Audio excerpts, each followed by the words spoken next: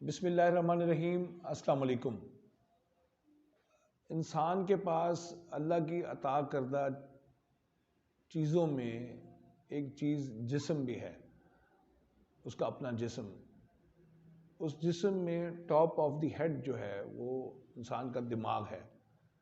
22 ہڈیاں مل کر کھوپڑی بناتی ہیں، مضبوط ہڈیاں ہوتی ہیں، اور اس کھوپڑی میں ایک چھوٹا سا دماغ رکھا ہے۔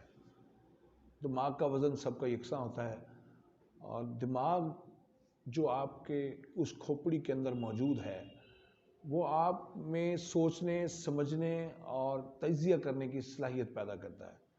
جس نے اپنے دماغ کو صحیح طرح سے استعمال کیا وہ اشرف المخلوقات ٹھہرا، وہ عقل کی معراج کو پہنچا جس نے دماغ کو درست استعمال کیا۔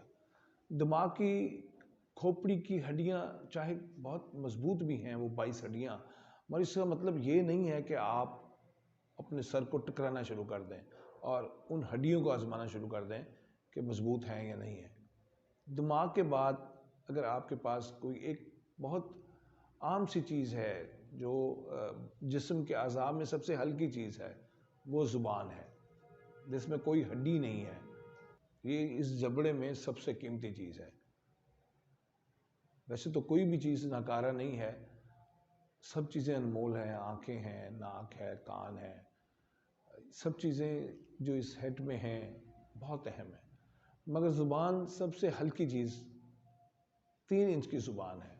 ایک زبان میں اللہ نے برڈز رکھے ہیں جو 2000 سے 4000 تک کے ذائقے محسوس کر سکتی ہے۔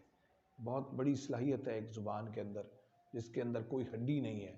یہ 3 انچ کی جو زبان ہے، اگر یہ آپ کے کنٹرول میں نہیں ہے، آپ اس پر قابو نہیں پا سکتے، تو آپ ناکام انسان ہیں۔ یہ زبان طے کرتی ہے کہ آپ اشرف المخلوقات ہونے کے ساتھ عقل کی معراج تک پہنچ سکتے ہیں یا نہیں پہنچ سکتے۔ آپ یا تو کامیاب ہو جاتے ہیں اپنی زبان کی وجہ سے، یا پھر ناکام ہو جاتے ہیں اپنی زبان کی وجہ سے۔ خاموشی میں بڑی طاقت ہے۔ یہ ہر زبان میں یہ بات کہی جاتی ہے، ہر ملک میں، ہر قوم میں، ہر دین میں، کہ خاموش رہا جائے۔ بولنے سے خاموشی بہتر ہے۔ اس لیے کہا جاتا ہے کہ آپ غلط ملط نہ بولیں، فضول نہ بولیں، لغوی نہ بولیں، کسی کی غیبت نہ کریں، تانا زنی نہ کریں، آپ جوئی نہ کریں۔ بڑی بڑی جنگیں ان زبان کے غلط استعمال کی وجہ سے دنیا میں لڑی گئیں، اور یہ زبان کا اگر استعمال ہم سیکھ لیں، کب بولنا ہے، کیا بولنا ہے، کس سے کیا بات کرنی ہے، کس سے کیا بات نہیں کرنی، یہ علم اگر ہم حاصل کر لیں تو ہم نے زبان جیسی نعمت کی قدر سیکھ لی، ہم نے زبان کا مرتبہ و مقام پہچان لیا۔ اگر ہم نے زبان کا غلط استعمال، دماغ کا غلط استعمال کیا تو ہم بلندی سے پستی کی طرف چلے جائیں گے۔ ہم اندھیروں سے روشنیوں کی طرف آ سکتے ہیں اس دماغ کے درست استعمال سے اور زبان کے درست استعمال سے۔ ان دونوں میں سے کسی ایک چیز کا غلط استعمال آپ کو اتھاہ گہرائیوں میں لے جاتا ہے، پستیوں میں لے جاتا ہے۔ ان دونوں چیزوں کا درست استعمال آپ کو اوج سریا تک لے جا سکتا ہے، چوٹیوں پر، بلندیوں پر لے جا سکتا ہے، آپ کو ہر دل عزیز بنا سکتا ہے، آپ کسی کے دل میں اتر سکتے ہیں یا کسی کے دل سے اتر سکتے ہیں۔ بہت ضروری ہے کہ آپ ان 2 نعمتوں کو جو اللہ کی طرف سے آپ کے جسم میں رکھی گئی ہیں، کھوپڑی میں موجود دماغ کو یا پھر اس جبڑے کے اندر زبان کو۔ میں نے پڑھا کہ بعض صحابہ رسول اللہ علیہ وسلم کے اب صبح اٹھ کے زبان کو پکڑ کے کہتے تھے کہ اگر میں ہلاک ہوا تو تمہاری وجہ سے ہوں گا۔